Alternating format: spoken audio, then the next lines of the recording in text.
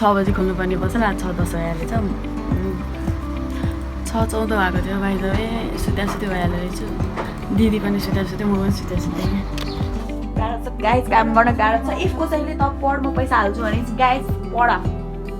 मलाई भने म पढ्थेँ अहिले मैले बुझिरहेको त के हेर्थिस्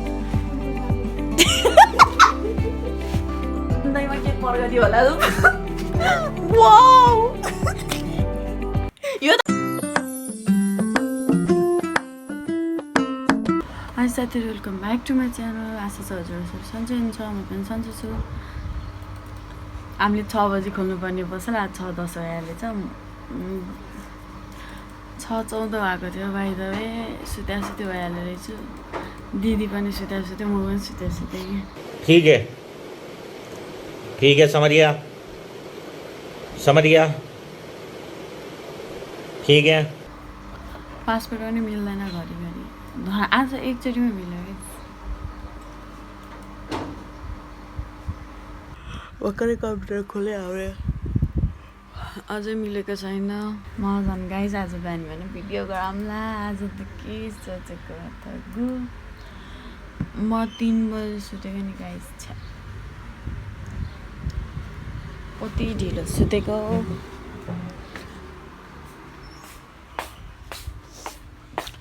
आज फेरि दिदी म 11 बजीदेखि आउँछु भन्नुभएको छ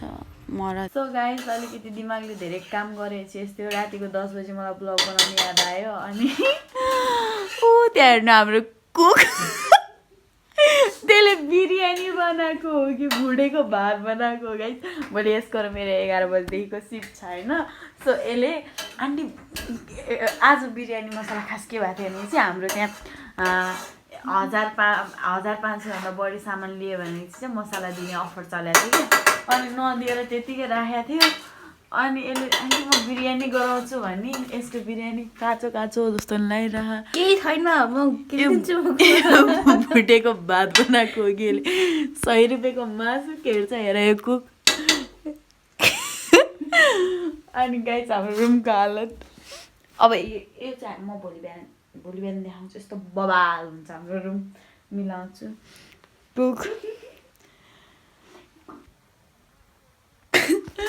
कुकको डिस फ्राइड राइस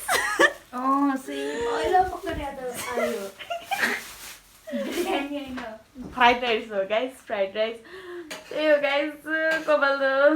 चाया परेर यस्तो भयो नि गाइस कपाल त यस्तो डेन्जर झर्छ नि यार कपाल मैले कपाल नगरेको 1 हप्ता हुन सक्यो झुट बोला जस्तो लाग्यो साँच्चै भनेको 1 हप्ता हुन आज त मैले नोटिस गरिस् कति 3 दिनपछि मैले आज भर्खर ड्रेस खोलेँ गाइस देखेँ यस्तो बेजी छु म यस्तो बेजी छु क्वाइट सर्दैन गाइस मैले 3 दिनपछि लिटरली कपडा चेन्ज गर्ने टाइम पाएँ सुरुवाल टी सर्ट लगाएपछि नत्र नि म खजुरी लेखेको फर्मल प्यान्ट खजुरी लेखेको टी सर्ट लगाएपछि ए खजुरीको लेखे हुन्छ अनि त्यो पराठा बन्छ त्यो के बना म के भन्ने नि गाइस बिरयानी बना बिरयानी मलाई लगाइरहेको थियो अघि नै बिरयानी के अरे हजुर मासु ल्याइदिनु न म बनाएरै छोड्छु भने त सबै बनाउँछु तर बिरयानी पाएँ भनेको नभन्दै अब यसले कुकरमा हाल्नलाई चाहिँ किन हाम्रो अलिकति ब्याकग्राउन्डलाई इग्नोर गर्नु है गाइस हामीले टाइमै पाएको थिएन सफा गर्ने सो त्यही भएर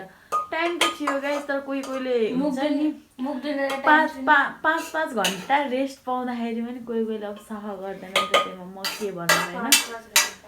अनि आएर अब सुतिहालेँ रे अब म के भनौँ सुतेँ भनेपछि नसुत भन्नु भएन है आएर खाना बनाएँ खाएँ मलाई ल्याइदिनु सुतेँ देखो गाइस त्यही हो गाइस त्यही भएर हाम्रो रुम यस्तो छ अब भोलि बिहान चाहिँ अब हाम्रो 11 बजीदेखि सिफ्ट छ नि त सो दुईटाले अब बिहान छिटो उठ्यौँ भने क्यारे मिलाउने रुम नत्र त्यही लिटरली मुख धुने नि टाइम छैन क्या यस्तो मुख धुँदैन हामी अल्छी त्यो मुख धुने टाइममा गएर त 3 मिनट भए सुत्छु म त त्यो मोबाइल हेर्छु म सुत्छु म गाइस 5 बजे उठ्छु फेरि मलाई 5 बजे 15 मा उठाइदिए भन्छु फेरि 5 बजे 15 उठे फेरि 22 मा उठाइदिए भन्छु फेरि 55 मा उठाइदिन्छु गाह्रो छ गाइस काम गर्न गाह्रो छ इफ कसैले त पढ म पैसा हाल्छु भने गाइस पढ मलाई भने भए म पढ्थेँ अहिले मैले बुझिरहेको छु त के गर्थिस्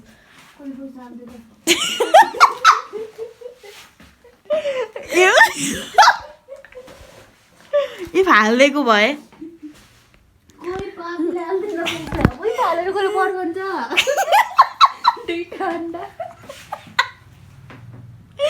गाइस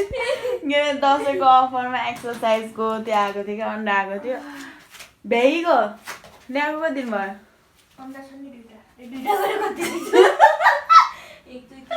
भन्न के तँलाई कहिले म तँलाई पढाउँछु पढ तँलाई जति खर्च गर्नु छ गर भने त के गर्थिस् पढ्थिस् म पनि त्यही गर्थेँ गाइस अलिक पैसा कमाउनु थालेदेखि यस्तो गाह्रो लिटरली गाह्रो हुन्छ गाइस गाह्रो त्यही भएर कसैले म त आँखा पनि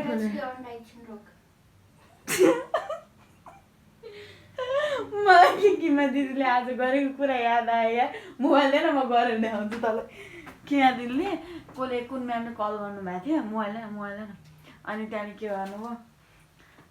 फोन काट्नु भएको थिएन कि त्यो म्यामले इन्दिरासँग कुरा गर्नु फोन काट्नु भएको थिएन कि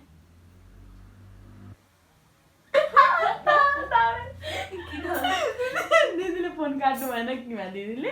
इन्दिरा दिदीले कि उताबाट फोन काट्नु भएन यस्तरी हेरिराख्नु भएको तानेर हेर्नुपर्छ गरेर यस्तो आउँछ लागिरहेको थियो हामीलाई निन्द्रा नपुगेर होला कतिखेर मैले कामै गर्दैन के गर्छन् थाहा नै छैन के कस्तो हुन्छ अन्डा कस्तो हुन्छ अम्लेट जस्तो हुन्छ कसले कस्तो हुन्छ भनेको सो गाइस अब एकछिनपछि हामी मुकबाङ त्यही भन्छ होइन मुकबाङ के चाहिँ हो तर खाएको भिडियो चाहिँ ल्याएर आउँछ होला एकछिनमा सो कहीँ नजानु होला हाम्रो भिडियो हेर्नु होला जिन्दगीमा के प्रगति होला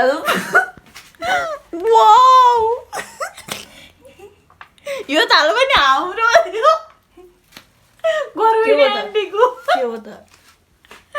अब कुकले के प्रगति गर्छ जस्तो छ जिन्दगी मैले होटल म्यानेजमेन्ट पढ्नु भनेको थिएँ कि झुकेर कम्प्युटर साइन्स गरे त्यही भएर साँझ बेला आलु खानु परेछ आलु त खान्न अन्डा खान्छु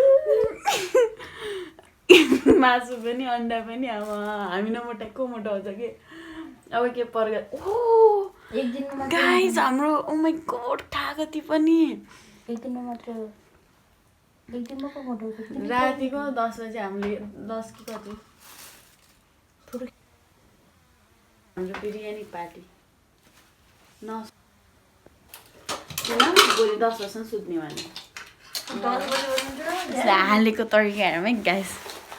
मम्मी नहीं आता है काँचै छ जस्तो लाग्यो मलाई त सुन्दा रहेछ नि रोक्न काट्दिन काँचै हो कि छैन के चेक गरेस् गाइस यो हेर्दै काँचो मानिरहेन तिमी गाई छैन भन्दिन्छ नै ल ओए मलाई त्यो गरे त्यहाँ मासुको चोकडा हालिस् है ब्लग नाल्नु मैले मासु छैन उता गराउनु न मोबाइल फोटो खिच्नु के उता भएको कसले खान्छ यो चोकटा मलाई लो यो गाइस तर खतरा बास्न आयो बे कसले बनाऊ त यमुना सर सर